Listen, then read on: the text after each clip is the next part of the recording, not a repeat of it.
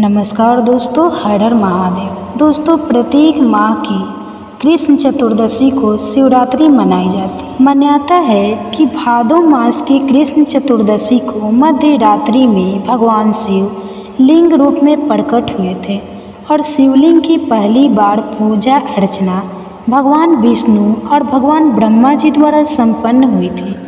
इसलिए फाल्गु भादो कृष्ण चतुर्दशी को महाशिवरात्रि मनाई जाती है, जबकि अन्य सभी कृष्ण चतुर्दशी को मासिक शिवरात्रि मनाई जाती है।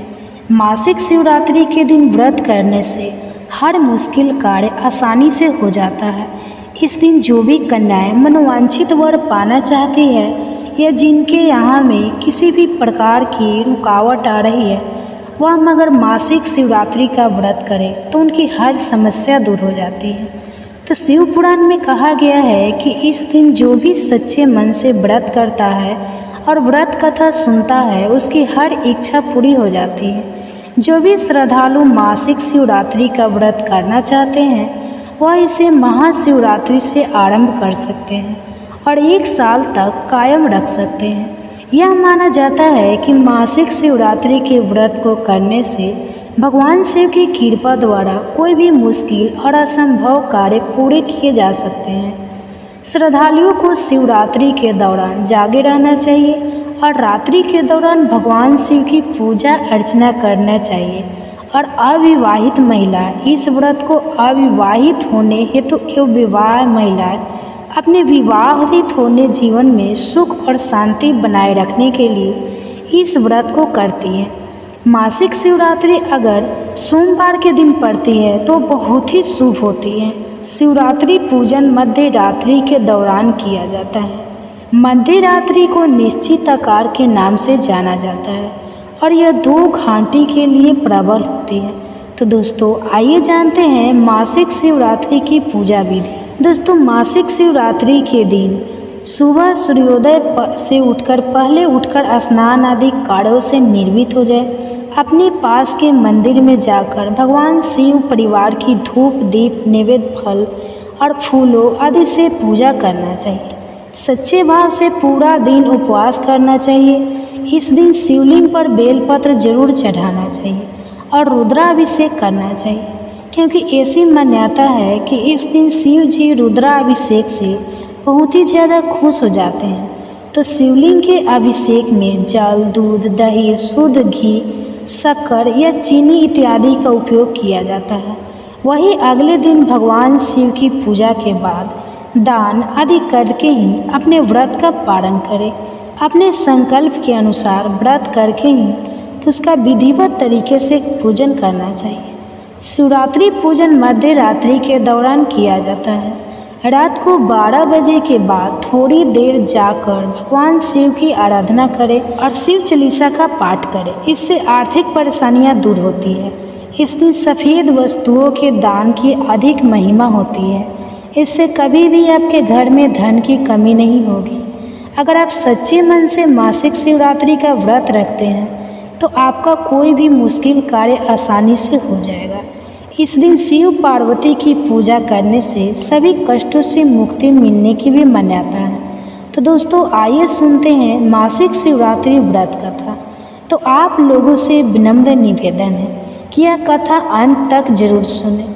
दोस्तों, एक समय की बात है, पूर्व काल में चित्रभानु नामक एक शिकारी था। जानवरों की हत्या करके वह अपने परिवार को पालता था। वह एक साहूकार का कर्जदार था, लेकिन उसका ऋण समय पर न चुका। इसलिए क्रोधवश साहूकार शिकारी को शिवमठ में बंदी बना लिया। संजोग से उस दिन शिवरात्रि थी। शिकारी ध्यान मग्न होकर शिव संबंधी धार्मिक बातें सुनता रहा। चतुर्थी को उसने शिवरात्रि की कथा भी सुनी। संध्या होते ही साहूकार ने उसे अपने पास बुलाया और ऋण चुकाने के विषय में बात की। शिकारी अगले दिन सारा ऋण लौटा देने का वचन देकर बंधन से टूट गया। अपनी दिनचर्या की भांति वह जंगल में शिकार के लिए निकला, लेकिन दिन भर बंदी गृह में रहने के कारण भूख प्यास से व्याकुल था। शिकार करने के लिए वह एक तालाब के किनारे बेल वृक्ष पर पड़ाव बनाने लगा। बेल वृक्ष के नीचे शिवलिंग था, जो बेलपत्रों से ढका हुआ था। शिकारी को उसका पता न चला। पड़ाव बनाते समय उसने जो टहनियाँ तोड़ी वे संजोग से शिवलिंग पर गिरी। इस प्रकार दिन भर भूखे प्यासे शिकारी का व्रत भी हो गया और शिवलिंग पर बेलपत्र भी चढ़ गए। एक पहर रात्रि बीत जाने पर एक गर्भिणी मृगी तालाब पर पानी पीने पहुंची। शिकारी ने धनुष पर तीर चढ़ाए ज्यों ही प्रत्यक्षा खींची, मृगी बोली, मैं गर्भिणी हूँ, शीघ्र ही प्रसव करूँगी। तुम एक साथ दो जीवों की हत्या करोगे जो ठीक नहीं है। मैं अपने बच्चों को जन्म देकर शीघ्र ही तुम्हारे सामने प्रस्तुत हो जाऊंगी, तुम मुझे मार लेना। शिकारी ने प्रत्यक्षा ढीली कर ली और मृगी झाड़ियों में लुप्त हो गए। प्रत्यक्षा चढ़ाने तथा भी लिए करने के वक्त कुछ बेलपत्र अन्यास ही टूटकर शिवलिंग पर गिर गए। इस प्रकार उसे अनजाने में ही प्रथम पहर का पूजन भी संपन्न हो गया। और फिर कुछ ही देर बाद एक और मृगी उधर से निकली और शिकारी की प्रसन्नता का ठिकाना न रहा। समीप आने पर उनसे धनुष पर बाण चढ़ाया। तब उसे देख मृगी ने विनम्रतापूर्वक निवेदन किया, हे शिकारी, मैं थोड़ी देर पहले ही ऋतु से निर्मित हुई हूँ, कामातुर वरेहिनी हूँ, अपने प्रिय की खोज में भटक रही हूँ। मैं अपने पति से मिलकर शीघ्र ही तुम्हारे पास आ जाऊँगा। शिकारी ने उसे भी जाने दिया। 2 बार शिकार को खोकर उसका माथा ठनका। वह चिंता में पड़ गया और रात्रि का आखिरी पहर बीत रहा था। इस बार भी धनुष से अलग कर कुछ बेलपत्र शिवलिंग पर जा गिरे तथा दूसरे पहर की पूजन भी संपन्न हो गई। शिकार को खोलो और उसका माथा टनका। वह चिंता में पड़ गया। रात्रि का आखिरी पहर बीत रहा था। अभी तक अन्य मृगी अपने बच्चों के साथ उधर से निकली। शिकारी के लिए स्वर्णिम अवसर था। उसने धनुष पर तीर चढ़ाने में देर न लगाई। वह तीर छोड़ने ही वाला था कि मृगी बोली, हे पारधी, मैं इन बच्चों को पिता के हवाले करके लौट आऊँगी, उस समय मुझे मत मार। शिकारी हंसा और बोला, सामने आए शिकार को छोड़ दूँ, मैं ऐसा मूर्ख नहीं। इससे पहले मैं 2 बार अपना शिकार खो चुका हूँ। मेरे बच्चे भूख प्यास से तड़प रहे होंगे। तब उत्तर में मृगी ने फिर कहा, जैसे तुम्हें अपने बच्चों की ममता सता रही है, ठीक वैसे ही मुझे भी सता रही है। इसलिए सिर्फ बच्चों के नाम पर मैं थोड़ी चीर के लिए जीवन दान मांग रही हूँ। यह शिकारी, मेरा विश्वास करो, मैं इनके पिता के पास छोड़कर तुरंत लौटने की प्रतिज्ञा करती हूँ। और फिर मृगी की दंस्वर सुनकर शिकारी की उस पर दया आ गई और उसने उस मृगी को भी जाने दिया। शिकार के अभाव में बेल वृक्ष पर बैठा शिकारी बेल पत्र तोड़ तोड़ कर नीचे फेंकता जा रहा था। पाँव पटकने को हुए तो एक हष्ट पुष्ट मृग उसी रास्ते पर आया। शिकारी ने सोच लिया कि शिकार तो वह अवश्य करेगा। शिकारी की तनी प्रत्यक्षा देखकर मृग विनीत स्वर में बोला, हे शिकारी भाई, यदि तुमने मुझसे पूर्व आने वाली 3 मृगियों तथा छोटे छोटे बच्चे को मार डाला है तो चीर मारने में विलंब न करो, ताकि उन्हें वियोग में मुझे एक क्षण भी दुख न सहना पड़े। मैं उन मृगियों का पति हूँ। यदि तुमने उन्हें जीवन दान दिया है तो मुझे भी कुछ क्षण जीवन दान देने की कृपा करो। मैं उनसे मिलकर तुम्हारे सामने उपस्थित हो जाऊँगा। और मृग की बात सुनते ही शिकारी के सामने पूरी रात का घटना चक्र घूम गया। उसने सारी कथा मृग को सुना दी। तब मृग ने कहा, मेरी दोनों पत्नियां जिस प्रकार प्रतिज्ञाबद्ध होकर गई है, मेरी मृत्यु से अपने धर्म का पालन नहीं कर पाएगी। अतः जैसे तुमने उन्हें विश्वास पात्र मानकर छोड़ा है, वैसे ही मुझे भी जाने दो। मैं उन सबके साथ तुम्हारे सामने शीघ्र ही उपस्थित होता हूँ। दोस्तों, उपवास, रात्रि जागरण तथा शिवलिंग पर बेलपत्र चढ़ाने से शिकारी का हिंसक हृदय निर्मल हो गया था। उसमें भगवत शक्ति का वास हो गया था। धनुष तथा बाण उसके हाथ से सहज ही छूट गए। भगवान शिव की अनुकंपा से उसका हृदय करुणिक भाव से भर गया। वह अपने अतीत के कर्मों को याद करके पश्चाताप की ज्वाला में जलने लगा। और फिर थोड़ी ही देर बाद मृग सब परिवार शिकारी के समक्ष उपस्थित हो गया ताकि वह उनका शिकार कर सके। किंतु जंगली पशुओं की ऐसी सत्यता, सात्विकता एवं सामूहिक प्रेम भावना देखकर शिकारी को बड़े ग्लानि हुई। उसके नेत्रों से आंसुओं की झड़ी लग गई। उस मृग परिवार को न मारकर शिकारी ने अपने कठोर हृदय को जीव निशा से हटा दिया, सदा के लिए कोमल एवं दयालु बना लिया। दोस्तों, अनजाने में शिवरात्रि के व्रत का पालन करने पर भी शिकारी को मोक्ष की प्राप्ति हुई। जब मृत्यु काल में यमदूत उसके जीव को लेने आए तो शिवगणों ने उन्हें वापस भेज दिया तथा शिकारी को शिवलोक ले गए। शिव जी की कृपा से ही अपने इस जन्म में राजा चित्रभानु अपने पिछले जन्म को याद रख पाए तथा महाशिवरात्रि के महत्व को जानकर उसका अगले जन्म में ही पालन कर पाए। दोस्तों, शिकारी की कथा अनुसार हमें यह संदेश मिलता है कि भगवान को महादेव तो अनजाने में किए गए व्रत का भी फल दे देते हैं, पर वास्तव में महादेव शिकारी की दया भाव से प्रसन्न हुए। अपने परिवार के कष्ट का ध्यान होते हुए भी शिकारी ने मृग परिवार को जाने दिया। यह करुणा ही वस्तुत शिकारी को उन पंडित एवं पुजारियों से उत्कृष्ट बना देती है जो कि सिर्फ रात्रि जागरण, उपवास, युमन, दूध, दही, बेलपत्र आदि द्वारा भगवान शिव को प्रसन्न कर लेना चाहते हैं। दोस्तों, इस कथा में सबसे महत्वपूर्ण बात यह भी है कि इस कथा में अनजाने में हुई पूजन पर विशेष बल दिया गया है। इसका अर्थ यह नहीं है कि भगवान शिव किसी भी प्रकार से किए गए पूजन को स्वीकार कर लेते हैं अथवा भोलेनाथ जाने या अनजाने में हुई पूजन में भेद नहीं कर सकते हैं। दोस्तों, वास्तव में वह शिकारी शिव पूजन नहीं कर रहा था। इसका अर्थ यह भी हुआ कि वह किस तरह के किसी फल की कामना भी नहीं कर रहा था। उसने मृग परिवार को समय एवं जीवन दान दिया, जो कि शिव पूजन के सामान्य है। भगवान शिव का अर्थ ही कल्याण होता है। उन निरीह प्राणियों का कल्याण करने के कारण ही शिकारी शिव तत्व को जान पाया तथा शिव उसका साक्षात हुआ है। और हाँ दोस्तों, परोपकार करने के लिए महाशिवरात्रि का दिवस होना भी आवश्यक नहीं है। पुराण में 4 प्रकार के शिवरात्रि पूजन का वर्णन है। मासिक शिवरात्रि, प्रथम आदि शिवरात्रि अथवा महाशिवरात्रि, और पुराण में वर्णित अंतिम शिवरात्रि है नित्य शिवरात्रि। वस्तुत प्रत्येक रात्रि ही शिवरात्रि है। अगर हम पर कल्याणकारी आशुतोष भगवान में तुमको लीन कर दे तथा कल्याण मार्ग का अनुसरण करे तो वही शिवरात्रि का सच्चा व्रत है। हे भोलेनाथ, जैसी कृपा अपने रुचिकारी पर की वैसे ही कृपा इस कथा को कहते सुनते और हमारा धरती पर करना। तो सब मिलकर बोलिए भोलेनाथ की जय। दोस्तों, अगर आप लोगों को ये वीडियो अच्छी लगी हो तो प्लीज़ लाइक करें, शेयर करें, कमेंट करें और मेरे चैनल को सब्सक्राइब कर बेल आइकन को भी प्रेस कर लें ताकि नोटिफिकेशन आप सबको मिल सके। धन्यवाद।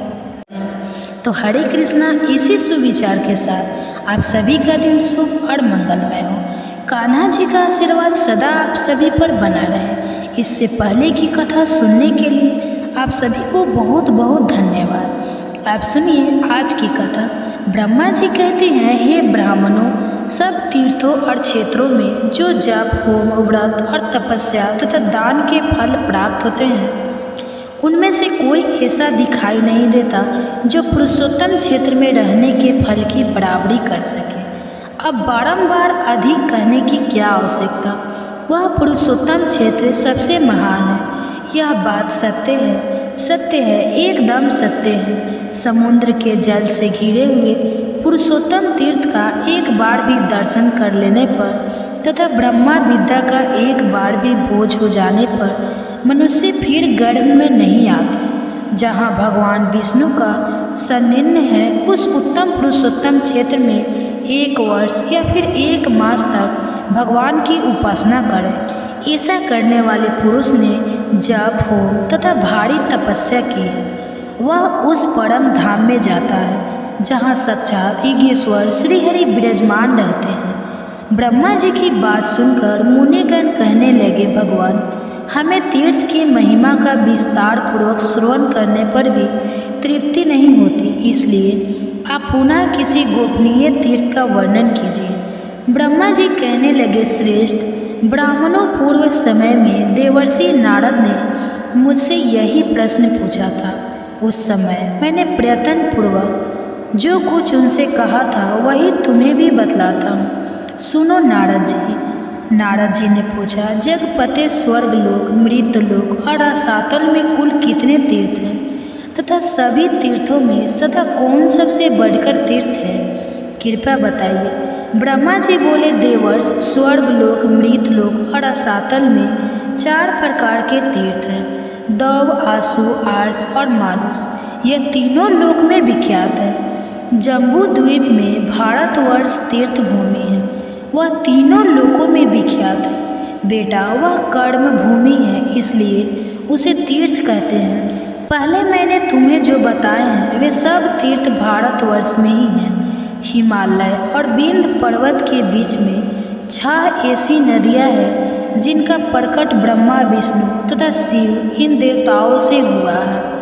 इसी प्रकार दक्षिण समुद्र तथा विंध्य पर्वत के बीच में भी 6 देव संभव नदियां हैं। यह 12 नदियां प्रधान रूप से बताई गई हैं। गोदावरी, भीमरती, तुंगभद्रा, कृष्णवनी, तापी और पयोसनी, यह विंध्य पर्वत के दक्षिण की नदियाँ हैं। भागीरथी, नर्मदा, यमुना, सरस्वती, विशोका और विशस्त, यह विंध्याचल और हिमाचल पर्वत से संबंध रखने वाली नदियाँ हैं।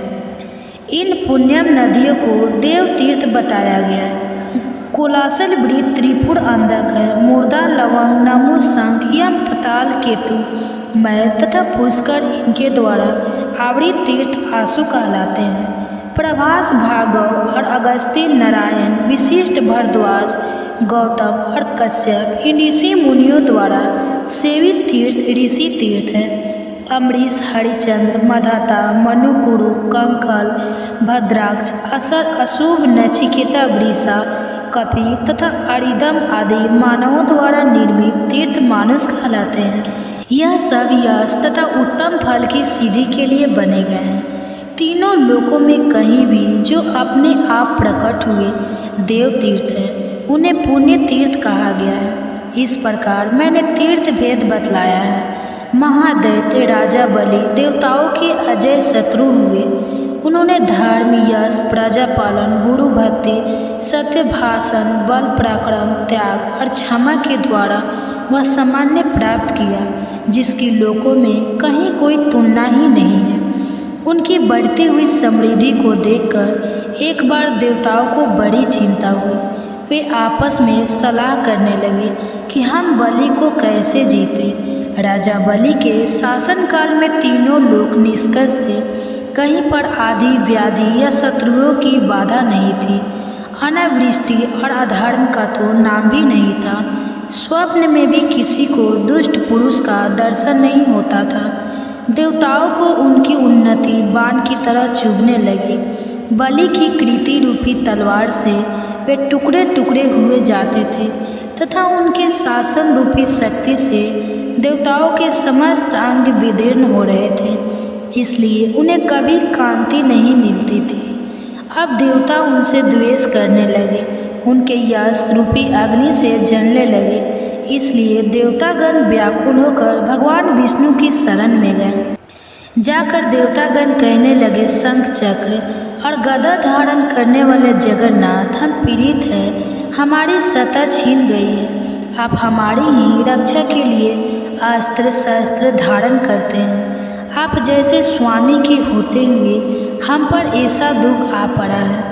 हमारी जो वाणी आपको प्रणाम करती थी वही एक दैत्य को कैसे नमस्कार करेगी।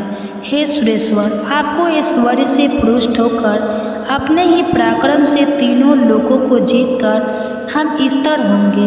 अब दैत्य को हम कैसे नमस्कार करें। देवताओं का ऐसा वचन सुनकर दैत्यों का संहार करने वाले भगवान ने देव कार्य की सिद्धि के लिए इस प्रकार कहा। श्री भगवान बोले, देवताओं, बलि मेरा भक्त है, उसे देवता या असुर कोई भी नहीं मार सकते। जैसे तुम लोग मेरे द्वारा पालन पोषण के योग्य हो, वैसे ही बलि भी है। मैं बिना युद्ध के ही स्वर्ग से बलि का राज्य छीन लूँगा और को बांधकर तुम्हारा राज्य तुम्हें लौटा दूंगा। ब्रह्मा जी कहते हैं बहुत अच्छा कहकर देवता स्वर्ग में चले गए। इधर देवताओं के स्वामी भगवान विष्णु ने अदिति के गर्भ में पड़े। उनके जन्म के समय अनेक प्रकार के उत्सव होने लगे। यज्ञेश यज्ञ पूर्वक पुरुष स्वयं ही वामन रूप में अवतरित हुए। इसी समय बलवान में श्रेष्ठ बलि ने अश्वमेघ यज्ञ की दीक्षा ली। प्रधान ऋषि तथा वेद वेदांग के ज्ञाता पुरोहित शुक्राचार्य ने उस यज्ञ का आरंभ कराया। स्वयं शुक्र ही यज्ञ के आचार्य थे। उस यज्ञ में भविष्य का भाग लेने के लिए जब सब देवता निकट आए तब दान दो, भोजन करो, सबका सत्कार करो, पुण्य हो गया, पुण्य हो गया, ऐसा शब्द यज्ञ मंडप में गूंजने लगे। उस समय विचित्र कुंडल धारण किए साम गान करते हुए वामन जी धीरे धीरे यज्ञशाला में पहुंच गए और आने पर वे यज्ञ की प्रशंसा करने लगे। शुक्राचार्य ने उन्हें देखते ही समझ लिया कि यह ब्राह्मण रूपधारी वामन देवता वास्तव में दैत्यों के विनाशक यज्ञ और तपस्या के फल देने वाले और राक्षस कुल का संहार करने वाले साक्षात विष्णु हैं। बलवान में श्रेष्ठ महातेजस्वी राजा बलि क्षत्रिय धर्म के अनुसार विजय होकर भक्तिपूर्वक धन का दान करते हुए अपनी पत्नी के साथ यज्ञ की दीक्षा लेकर बैठे थे और भविष्य का हवन करते हुए यज्ञ पुरुष का ध्यान कर रहे थे।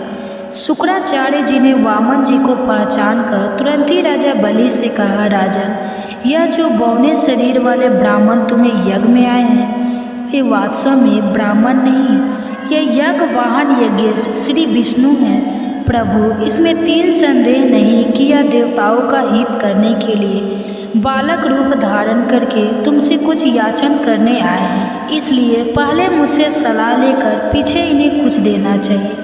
यह सुनकर शत्रु विजय बलि ने अपने पुरोहित शुक्राचार्य से कहा, मैं धन्य हूँ जिसके घर पर साक्षात ईश्वर मूर्तिमान होकर पधारे और कोई याचना करते हैं। अब इसमें सलाह लेने के योग्य कौन सी बात रह जाती है।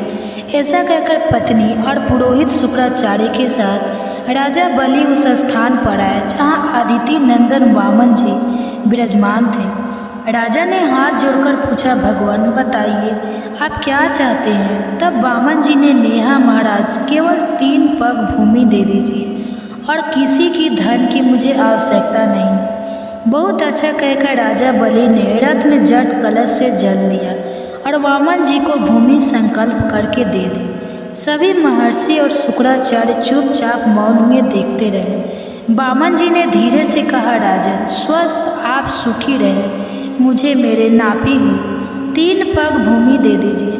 तब वे तथास्तु कहकर जैसे ही वामन जी की ओर देखा वे विराट रूप हो गए। चंद्रमा और सूर्य उनकी छाती के सामने आ गए। उन्हें इस रूप में देखकर पत्नी सहित दैत्य आज बलि ने विनय पूर्वक कहा, जगदम्ब विष्णु, आप अपनी शक्ति पर भैर बढ़ाइए। तब श्री विष्णु बोले, दैत्य, आज देखो मैं पैर बढ़ाता हूँ। बलि ने कहा, बढ़ाइए प्रभु, अवश्य बढ़ाइए। तब भगवान ने पृथ्वी के नीचे स्थित कच्छप की पीठ पर पैर रखकर पहला पग बलि के यज्ञ में रखा, किंतु उनका दूसरा पग ब्रह्मा लोक तक जा पहुँचा। उस समय उन्होंने बलि से कहा, दैत्य, मेरा तीसरा पग रखने के लिए तो अब स्थान ही नहीं बचा, कहाँ रखूँ स्थान। दो यह सुनकर बलि ने हंसते हुए कहा, जगत, मैं देवेश्वर, आपने ही तो जगत की सृष्टि की है, मैं तो इसका सृष्टा नहीं हूँ। अगर यह छोटा सा थोड़ा हो गया हो तो इसमें तो आपकी ही दोष है, मैं क्या करूँ। केशव, फिर भी मैं अभी असत्य नहीं बोलता, इसलिए आप मेरे सत्य की रक्षा करते हुए अपना तीसरा पग मेरी पीठ पर ही रखिए। बलि का यह वचन सुनकर वेद त्रय रूप देव पूजित भगवान प्रसन्न होकर बोले, दैत्य, आज मैं तुम्हारी भक्ति से बहुत प्रसन्न हूँ, तुम्हारा कल्याण हो, कोई वर मांगो। तब बलि ने जगत के स्वामी भगवान त्रिभुवन से कहा, अब मैं आपसे याचना नहीं करूँगा। तब भगवान ने स्वयं ही प्रसन्न होकर उन्हें मनवांछित वर दे दिया। वर्तमान समय में रसातल का राज्य, भविष्य में इंद्र पद, स्वतंत्रता तथा अविनाशी यश आदि प्रदान किए। इस प्रकार दैत्यराज बलि को यह सब कुछ देकर भगवान ने उन्हें पुत्र और पत्नी सहित रसातल में भेज दिया। इससे पहले की कथा सुनने के लिए आप सभी का बहुत बहुत धन्यवाद। आप सुनिए आज की कथा, और आज की कथा को सुनकर आप वीडियो को लाइक करके कमेंट बॉक्स में राधे राधे जरूर लिखिएगा। तो मुनियों ने पूछा, हे ब्रह्मा जी, भगवान श्री कृष्ण का स्नान किस समय और किस विधि से होता है? हे विधियों में श्रेष्ठ, हमें उसकी विधि भी बताइए। तब ब्रह्मा जी इस प्रकार कहने लगे, मुनियों, श्री कृष्ण बलराम और सुभद्रा का स्नान परम पुण्यपम और सभी पापों का नाशक है। मैं उसकी विधि आदि का वर्णन करता हूँ, ध्यानपूर्वक सुनो। ज्येष्ठ मास में पूर्णिमा को ज्येष्ठा नक्षत्र आने पर वहाँ हर समय श्री का स्नान होता है। वहाँ सर्वतीर्थम कूप है जो अत्यंत निर्मल और पवित्र माना गया है। जेठ पूर्णिमा को उसमें भागवती गंगा प्रत्यक्ष रूप से प्रकट होती है। इसलिए ज्येष्ठ की पूर्णिमा को श्रवणमयी कृष्ण बलभद्र और सुभद्रा जी के स्नान के लिए उस कूप से जल निकाला जाता है।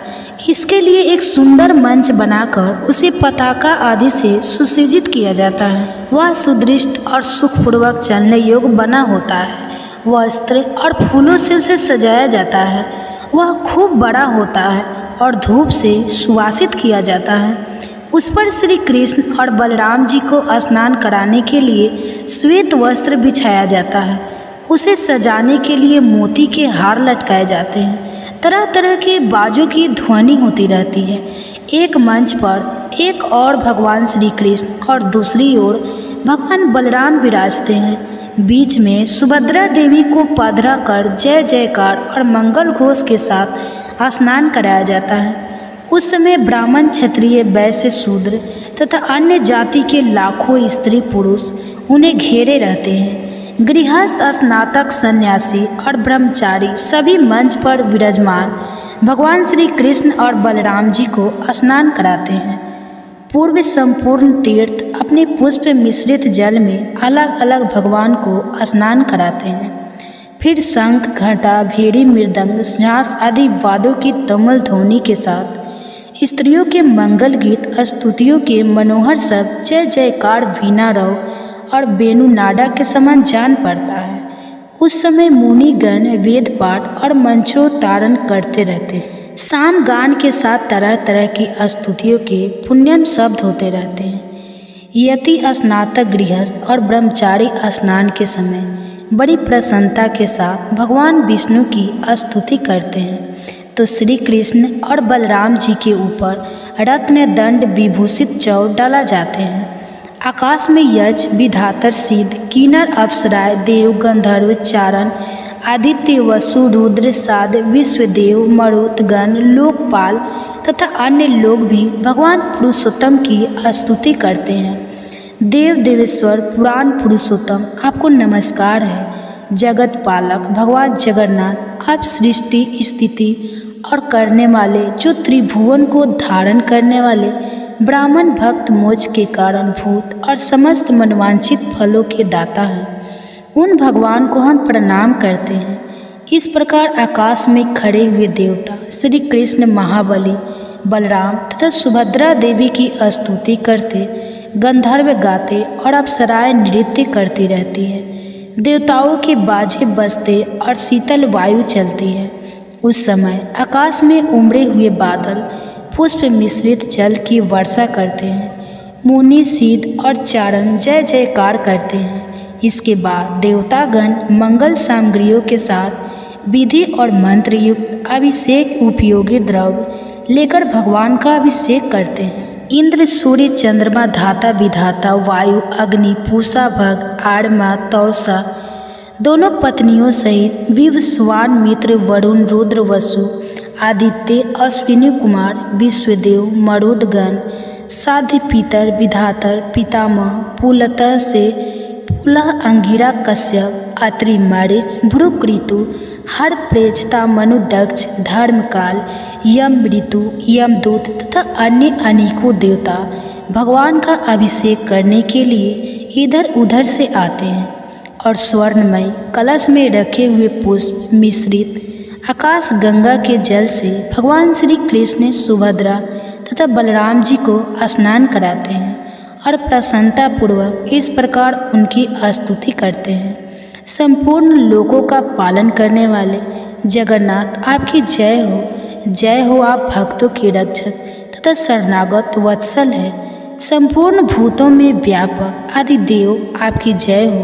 योगी और आपकी जय हो। सूर्य आपके नेत्र है तथा आप देवताओं के राजा हैं। वेदों में आप ही सर्वश्रेष्ठ बताए गए हैं। आपके कच्छप अवतार धारण किया था।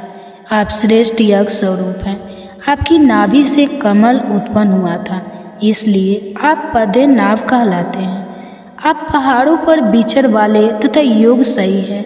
आपकी जय हो। महान वेग धारण करने वाले विश्व मूर्ति चक्रधर भूतनाथ धरणीधर शेष साइन आपकी जय हो। आप पीताम्बरधारी चंद्रमा के समान कांति मान योग में वास करने वाले अग्निमुख धर्म के आवास स्थान गुणों के भंडार लक्ष्मी जी के निवास स्थान और गुरुड़ वाहन है। आपकी जय हो। लोककांत आपकी जय हो। आप परम शांत परम सारभूत चक्र धारण करने वाले सर्पों के साथ रहने वाले नील वस्त्रधारी शांति काक और मोक्षदायक तथा समस्त पापों को दूर करने वाले हैं। आपकी जय हो। बलराम जी के छोटे भाई जगदीश्वर श्री कृष्ण आपकी जय हो। पज्ञ पत्र के समान नेत्रों वाले तथा इच्छा अनुसार फल देने वाले प्रभु आपकी जय हो। चक्र और गदा धारण करने वाले नारायण आपका वक्ष स्थल वनमाला से आच्छादित है। आपकी जय हो। लक्ष्मीकांत विष्णु आपको नमस्कार है। आपकी जय हो। इस प्रकार श्री कृष्ण बलराम और सुभद्रा जी की स्तुति दर्शन और वंदन करने के बाद देवतागण अपने अपने स्थान को चले जाते हैं। उस समय जो मनुष्य अपने मंच पर विराजमान पुरुषोत्तम श्री कृष्ण बलभद्र और सुभद्रा जी का दर्शन करते हैं वे अविनाशी पद को प्राप्त होते हैं। सहस्त्र गोदान विधिवत भूमि धन अर्घ्य और आदित्य पूर्वक अन्न दान विधिवत वर्ष उत्सर्ग ग्रीष्म काल में जलदान चंद्रायन व्रत के अनुष्ठान तथा शास्त्रोक्त विधि से 1 मास तक उपवास करने से जो फल मिलता है वही मंच पर विराजमान भगवान श्री कृष्ण का दर्शन करने से मिल जाता है। या फिर अधिक कहने की क्या आवश्यकता है। संपूर्ण तीर्थों में व्रत और दान का जो फल बतलाया गया है वह मंच स्थल श्री कृष्ण सुभद्रा जी और बलराम जी का दर्शन करने मात्र से प्राप्त हो जाता है। इसलिए स्त्री हो या पुरुष सबको उस समय पुरुषोत्तम जी का दर्शन करना चाहिए। इससे सब तीर्थों में स्नान आदि करने का फल मिलता है। भगवान के स्नान किए हुए शेष जल को अपने शरीर पर छिड़कना चाहिए। इससे पुत्र की इच्छा करने वाली स्त्री को पुत्र की प्राप्ति होती है। सुख चाहने वालों को सौभाग्य मिलता है और रोगा नाड़ी रोग से मुक्त हो जाती है और धन की इच्छा रखने वाली स्त्री को धन मिलता है। इसलिए भगवान श्री कृष्ण के स्नान विशेष जल को अपने अंगों पर जरूर छिड़कना चाहिए। वह संपूर्ण अभिलक्ष्य वस्तुओं को देने वाला है। जो स्नान के पश्चात दक्षिणा अभिमुख जाते हुए भगवान श्री कृष्ण का दर्शन करता है वे निश्चय ही ब्रह्मा हत्या आदि पापों से मुक्त हो जाता है। शास्त्रों में पृथ्वी की 3 परिक्रमा करने का जो फल बताया गया है वही दक्षिणा भी मुख्य यात्रा करते हुए भगवान श्री कृष्ण का दर्शन करने से प्राप्त होता है। अधिक क्या कहा जाए। वेद वास्तु पुराण महाभारत तथा समस्त धर्म शास्त्रों में पुण्य कर्म का जो कुछ भी फल बताया गया है वह सब सुभद्रा जी के साथ दक्षिणा भूमि कर यात्रा करने वाले भगवान श्री कृष्ण और बलराम जी का दर्शन करने मात्र से मिल जाता है। ब्रह्मा जी कहते हैं मुनियों भगवान श्री कृष्ण बलभद्र और सुभद्रा जी यह रथ पर विराजमान होकर जब गुंडिचा मंडप की यात्रा करते हैं अर्थात गुंडिच नामक उद्यान मंदिर जो पुरी में इंद्रधूमन सरोवर के तट पर स्थित है। इसके गुंडिचा गुंजा गुंडी और आदि नाम भी विख्यात हैं। तो जब गुंडिच मंडप की यात्रा करते हैं तो भगवान उस समय उन्हें उनका दर्शन प्राप्त होता है। और जो लोग एक सप्ताह तक उस मंडल में विराजमान भगवान श्री कृष्ण, बलभद्र जी और सुभद्रा जी का झांकी करते हैं, वे विष्णु लोक को जाते हैं। मुनियों ने पूछा, हे जगतपति, इस यात्रा का आरंभ किसने किया था? उसमें सम्मिलित होने वाले मनुष्य को क्या फल मिलता है? इस बारे में भी विस्तार पूर्वक बताइए। तब ब्रह्मा जी बोले, हे ब्राह्मणों, पूर्व काल में राजा इंद्र ने भगवान से प्रार्थना की कि मेरे सरोवर के तट पर एक सप्ताह के लिए आपकी यात्रा हो। तब श्री भगवान बोले, राजन, तुम्हारे सरोवर के तट पर 7 दिनों के लिए मेरी यात्रा होगी। वह यात्रा गुंडीचा नाम से विख्यात और समस्त अभिलक्ष्य फलों को देने वाली होगी।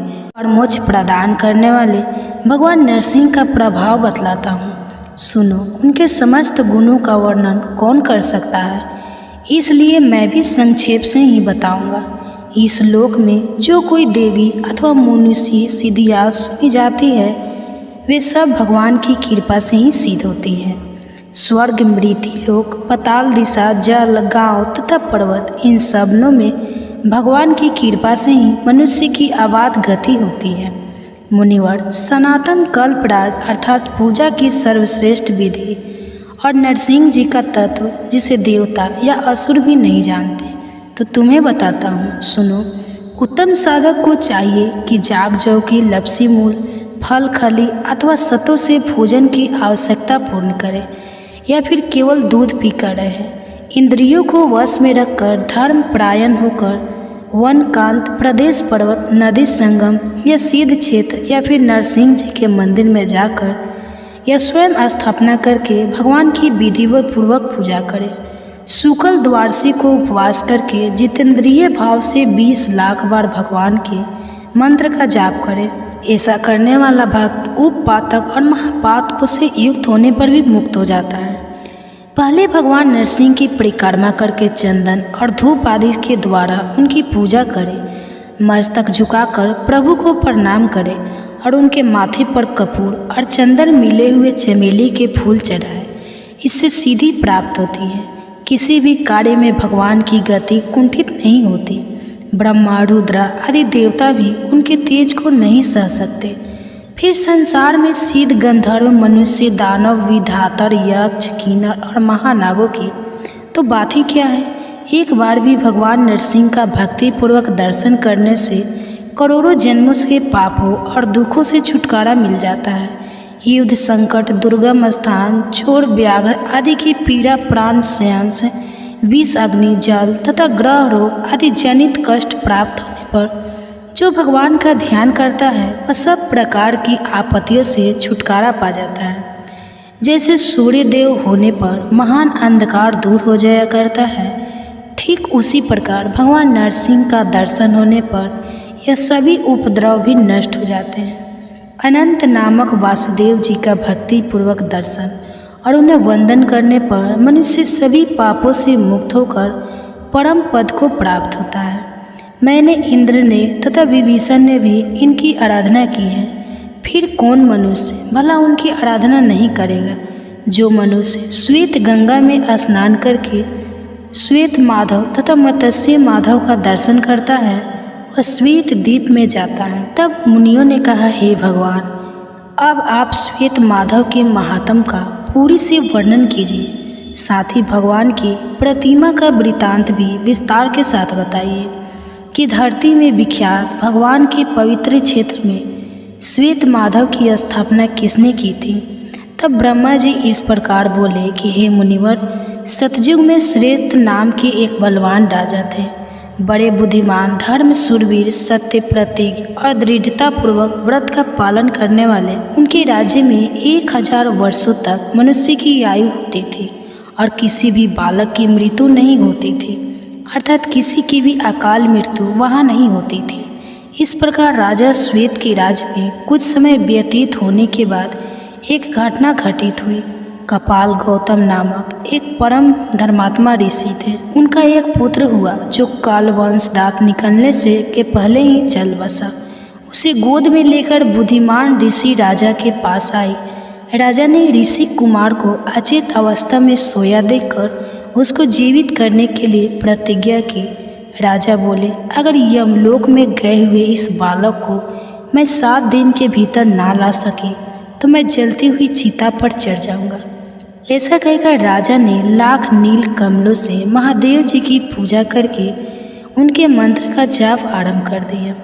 जगदीश्वर भगवान शिव राजा की अत्यंत भक्ति का विचार करके पार्वती जी के साथ उनके सामने प्रकट हुए और बोले, राजन, मैं तुम पर बहुत प्रसन्न हूँ। महादेव जी का यह वचन सुनकर राजा श्वेत ने सहसा उनकी ओर देखा। वे सब अंगों में भस्म रमाए हुए थे। उनके शरीर की कांति शरदकालीन चंद्रमा और कूद के समान थी। उनके नेत्र विकट थे। व्याघ्र चर्म का वस्त्र और उनकी ललाट में चंद्रमा की रेखा थी। उन पर नजर पड़ते ही राजा ने सहसा पृथ्वी पर गिरकर उन्हें प्रणाम किया और फिर कहा, प्रभु, अगर आप मुझ पर प्रसन्न हैं और अगर कि मुझ पर दया है तो काल के वंश में पड़ा हुआ यह ब्राह्मण बालक पुनः जीवित हो जाए। यही मेरी प्रतिज्ञा है। महेश्वर, आप इसे यथा योग्य आयुष युक्त और कल्याण का भागी भी बनाए। श्वेत की यह बात सुनकर महादेव जी को बड़ी प्रसन्नता हुई। उन्होंने सब भूतों को भय देने वाले काल को आज्ञा दी और काल ने मृत्यु के मुख में पड़े हुए उस बालक को जीवित कर दिया। इसके बाद वे देवी पार्वती के साथ अंतर ध्यान हो गए। फिर राजा ने हजारों वर्षों तक एकाग्रचित्त होकर राज्य किया। फिर लौकिक धर्मों और वैदिक नियमों का विचार करके भगवान केशव की आराधना का निश्चित व्रत ग्रहण किया। इसके बाद वे दक्षिण समुद्र के पुरुषोत्तम क्षेत्र में गए और जगन्नाथ जी के पास ही सुंदर रमणीय क्षेत्र में एक सुंदर मंदिर बनवाया और श्वेत शिला के द्वारा भगवान श्वेत माधव की प्रतिमा बनवाकर विधि पूर्वक उसकी प्रतिष्ठा की। उस समय ब्राह्मणों, दीनों, अनाथ और तपस्वियों को दान देकर राजा ने भगवान माधव के समीप पृथ्वी पर गिरकर संसांड प्रणाम किया। फिर 1 महीने तक मौन और निराहार रहकर द्वादशाक्षर मंत्र का जप किया। जब समाप्त होने पर भगवान देवेश्वर की इस प्रकार स्तुति आरंभ की। श्वेत बोले, ओम वासुदेव को नमस्कार है। सबको अपनी ओर खींचने वाले संकर्षण को नमस्कार है। अत्यंत धूति मान प्रदुमन कवि रुद्ध होने वाले अनिरुद्ध तथा नारायण को नमस्कार है, जिनके अनेक रूप हैं, जो विश्व रूप विधाता निर्गुण शुद्ध और उज्ज्वल कर्म वाले हैं, उनको नमस्कार है। जिनकी नाभि में कमल है, जो पद गर्भ ब्रह्मा जी की उत्पत्ति के कारण है, उनको नमस्कार है। जिनका वर्ण कमल के समान है, जो हाथ में भी कमल लिए रहते हैं, उनको नमस्कार है। जिनके नेत्र कमल के समान है, जो सहस्त्र नेत्रों से युक्त और शिव स्वरूप है, मैं उन्हें नमस्कार है। जिनके सहस्त्र पैर और सहस्त्र भुजाएं हैं, उन मन रूप परमेश्वर को नमस्कार है। ओम वर रूपधारी भगवान को नमस्कार है, जो वर देने वाले उत्तम वृद्धि से युक्त वरिष्ठ विनय शरणागत रक्षक और अपनी महिमा से कभी ना होने वाले उन भगवान को प्रणाम है। ओम बाल रूपधारी बाल कमल के समान कांति मान बाल और चंद्रमा रूप नेत्रों वाले मनोहर केशों के सुबोधित बुद्धिमान भगवान विष्णु को प्रणाम है। केशव को नमस्कार है। नारायण को नित्य नमस्कार है। सर्वश्रेष्ठ माधव और गोविंद को नमस्कार है। ओम विष्णु को नमस्कार है। मधुसूदन को प्रणाम है। शुद्ध स्वरूप और किरणों को धारण करने वाले भगवान को नमस्कार है। अनंत को नमस्कार है। सूक्ष्म रूप और श्री वत्सधारी को नमस्कार है। हे गोविंद, मेरी रक्षा कीजिए। आप ही इस संसार से मेरा उद्धार कर सकते हैं। यह संसार समुद्र मोह रूपी जल से भरा हुआ है। इसके पार जाना असंभव है। मैं इसके गले तक डूबा हुआ हूँ। पुंडरीकाक्ष, आपके सिवा दूसरा कोई ऐसा नहीं है इससे मेरा उद्धार कर सके।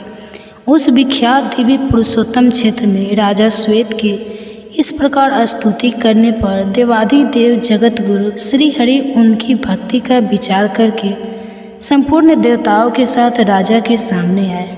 नील मेघ के समान श्याम वर्ण कमल, पत्र के समान बड़ी बड़ी आँखें, हाथों में देदीप्यान सुदर्शन, बाएं हाथ में पंचजन्य शंख तथा अन्य हाथों में भी गदा, सारंग, धनुष और खंडक, यही उनकी झांकी थी। भगवान ने कहा, राजन, तुम्हारी बुद्धि बड़ी उत्तम है, तुम में पाप का लेस भी नहीं है और मैं तुम पर बहुत प्रसन्न हूँ। तुम अपनी इच्छा के अनुसार कोई उत्तम वर मांगो। देवाधिदेव भगवान का यह अमृतम वचन सुनकर महाराज श्वेत ने नमस्कार निवारण उन्हें प्रणाम किया और उन्हीं के मन लगाते हुए कहा, भगवान, अगर मैं आपका भक्त हूँ तो मुझे ये उत्तम वरदान दीजिए। ब्रह्मा लोक से भी ऊपर जो अविनाशी बैकुंठ धाम है, जिसे नरमय रजोगुण रहित शुद्ध और संसार की आसक्ति से शून्य बताया गया, मैं उसी को प्राप्त करना चाहता हूँ। कि इस प्रकार पूछने पर परम कांतिमान देवाधिदेव श्री हरि ने उन्हें सांत्वना देते हुए कहा कि ब्राह्मण देवता भी मुझे ठीक ठीक नहीं जानते, किंतु तुम पर प्रेम होने के कारण मैं अपना रहस्य बतलाऊं कि कैसे इस जगत की मैं सृष्टि करता हूँ। ब्रह्मा ऋषि, तुम प्रीत भक्त हो और मेरी शरण में आए हो, इसलिए तुम्हें मेरा स्वरूप का प्रत्यक्ष दर्शन हुआ है। तुम्हारा ब्रह्मचार्य महान है। पूर्व काल में मैंने जल को नाड़ा नाम दिया था। उस नाड़ा में मेरा सदा अयन अर्थात निवास रहता है, इसलिए मैं नारायण कहलाता हूँ। हे द्विज उत्तम, मैं नारायण ही सबकी उत्पत्ति का कारण, सनातन, अविनाशी, संपूर्ण भूतों का सृष्टा और संघर हूँ। मैं ही विष्णु, मैं ही ब्रह्मा और मैं ही देवराज इंद्र हूँ। यक्षराज कुबेर और प्रेतराज यम भी मैं ही हूँ। मैं ही शिव, चंद्रमा, प्रजापति, कश्यप, धाता, विधाता और यज्ञ हूँ। अग्नि मेरा मुख, पृथ्वी चरण, चंद्रमा और सूर्य नेत्र, धूलोक मस्तक, आकाश और दिशाएं कान तथा जल स्वेद है। दिशाओं सहित आकाश मेरा शरीर और वायु मेरे मन में स्थित है। मैंने पर्याप्त दक्षिणा वाले अनेकों यज्ञों का अनुष्ठान किया है। पृथ्वी पर वेद के विद्वान देव यज्ञ में स्थित मुझ विष्णु का ही यजन करते, स्वर्ग की इच्छा रखने वाले मुख्य क्षत्रिय और वैसे भी यज्ञ के द्वारा मेरी ही आराधना करते हैं। मैं ही शेष नाग होकर चारों ओर के समुद्रों और मेरु पर्वत सहित समस्त पृथ्वी को अकेला ही धारण करता हूँ। पूर्व काल में वारा रूप धारण करके मैंने ही जल में डूबी हुई इस पृथ्वी का अपनी शक्ति से उद्धार किया था। हे द्विश्रेष्ठ, मैं ही बलवानल होकर समुद्र का जल पीता और मेघ रूप से उसकी वर्षा भी करता हूँ। ब्राह्मण मेरा मुख, क्षत्रिय मेरी भुजाएं, वैश्य जी और शूद्र चरण है। ऋग्वेद, यजुर्वेद, सामवेद और अर्थवेद मुझसे ही प्रकट होते हैं और फिर मुझ में ही प्रवेश कर जाते हैं। ज्ञान परायण सन्यासी स्वयं सल, जिज्ञासु तथा काम, क्रोध और द्वेष से रहित अशानत निष्पाप ज्ञाता ब्राह्मण सदा मेरा ही चिंतन करते हुए उपासना करते हैं। रत्नों से भरे हुए समुद्र और चारों दिशाओं को मेरे ही स्वरूप जानो। सत्य, दान, उग्र तपस्या और अहिंसा यह मेरे बनाए हुए विधान के अनुसार ही विहित माने जाते हैं और मेरे ही स्वरूप में इनकी स्थिति भी है। तुमने लोक में अस्थावर जंगम रूप को कुछ भी देखा है, वह संपूर्ण भूतों को उत्पन्न करने वाला मेरा ही आत्मा है, जिसे मैंने उस रूप में प्रकट किया है। मैं ही शंख, चक्र और गदा धारण करने वाला नारायण हूँ। जब तक 1000 महायुगों का समय नहीं बीत जाता, तब तक संपूर्ण विश्व को मोहित करके यहाँ जल में शयन करता हूँ। मुनि श्रेष्ठ, जब तक ब्रह्मा जी सोकर नहीं उठ जाते, तब तक मैं हर समय यहाँ शिशु रूप में ही रहता हूँ। विपेद्रा, मुझ ब्रह्मा रूपी परमात्मा ने अनेक बार संतुष्ट होकर तुम्हें वरदान दिया है। समस्त चराचर जगत का नाश होकर सब कुछ एकांत में मग्न हो जाने पर तुम मेरी ही आज्ञा से यहाँ आ निकले। फिर जब मेरे शरीर के भीतर प्रविष्ट हुए, तब मैंने तुम्हें संपूर्ण जगत का दर्शन कराया है। वहाँ संपूर्ण लोकों को देखकर तुम आश्चर्य में पड़ गए और मुझे समझ ही नहीं पाए। तब तुरंत ही मैंने तुम्हें अपने मुख से बाहर निकाल दिया और जो देवताओं और असुरों के लिए भी दुर्जय है, उस अपने आत्म तत्व का तुमसे वर्णन किया है। जब तक महातपस्वी ब्रह्मा जी जागते नहीं, तब तक तुम यहीं निर्भय होकर सुखपूर्वक बीचो। उनके जागने के बाद मैं अकेला ही समस्त भूतों और उनके शरीरों की सृष्टि करूँगा। ऐसा कहकर भगवान ने मुनिवर मार्कंडेय जी से पूछा कि मुनि, तुमने जिस अभिप्राय से मेरी स्तुति की है, अब उसे कहो, मैं शीघ्र ही उत्तम वरदान दूंगा। भगवान का यह कल्याणमय वचन सुनकर मार्कंडेय मुनि सहसा उनके चरणों में गिर पड़े और इस प्रकार बोले, देवेश, मैंने आपके उत्कृष्ट स्वरूप का दर्शन किया, इससे मेरा सारा मोह दूर हो गया। नाथ, अब आपकी कृपा से मैं यह चाहता हूँ कि संपूर्ण लोकों के हित, भिन्न भिन्न भावनाओं की पूर्ति तथा शैव और वैष्णव के विवाद निवारण के लिए मैं इस परम उत्तम पवित्र पुरुषोत्तम तीर्थ में भगवान शिव का बहुत बड़ा मंदिर बनवाऊं और उसमें शंकर जी की प्रतिष्ठा करूं। इससे संसार के लोग यह जान लेंगे कि विष्णु और शिव एक रूप ही हैं। यह सुनकर भगवान जगन्नाथ ने फिर से महामुनि मार्कंडेय जी से कहा, हे ब्राह्मण, तुम मेरी आज्ञा से शीघ्र एक मंदिर बनवाओ और उसमें नाना भावों की पूर्ति और आराधना के लिए परम कारण भूत भुवनेश्वर लिंग की स्थापना करो। उनके प्रभाव से तुम्हारा भगवान शिव के लोक में अक्षय निवास होगा। शिव की स्थापना करने पर मेरी ही स्थापना होती है और हम दोनों में तनक भी अंतर नहीं है। हम एक ही तत्व दो रूप में व्यक्त हुए हैं। जो रुद्र है वही विष्णु है, जो विष्णु है वही महादेव है। वायु और आकाश की तरह दोनों में कोई अंतर नहीं। जो अज्ञान से मोहित है वह इस बात को नहीं जानता कि जो ध्वज है वही वृषभ ध्वज है। इसलिए हे ब्राह्मण, तुम अपने नाम से शिवालय बनवाओ और देवाधिदेव भगवान से उत्तर की ओर एक सुंदर तीर्थ का निर्माण करो। वह तीर्थ मनुष्य लोक में मार्कंडेय हत के नाम से विख्यात होगा। उसमें स्नान करने से सभी पापों का नाश हो जाएगा। मार्कंडेय मुनि से ऐसा कहकर भगवान जनार्दन वहीं अंतर्ध्यान हो गए।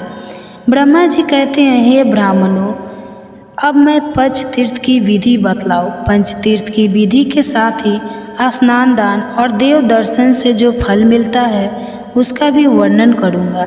मार्कंडेय हद में जाकर जो मनुष्य उत्तर दिशा की ओर मुँह करके 3 बार डुबकी लगाए और इस प्रकार कहे कि भाग के नेत्रों का नाश करने वाले त्रिपुर शत्रु भगवान शिव, मैं संसार सागर में निगमन पापग्रस्त और अचेतन हूँ, आप मेरी रक्षा कीजिए। आपको नमस्कार है। समस्त पापों को दूर करने वाले शांत स्वरूप शिव को नमस्कार है। देवेश्वर, मैं यह स्नान करता हूँ, मेरा सारा पाप नष्ट हो जाए। ऐसा कहकर बुद्धिमान पुरुष नाभि के बराबर जल में स्नान करने के बाद देवताओं और ऋषियों का विधि पूर्वक तर्पण करे। फिर तिल और जल लेकर पितरों की भी तृप्ति करे। उसके बाद आचमन करके शिव मंदिर में जाए। मंदिर के अंदर प्रवेश करके 3 बार देवता की परिक्रमा करे।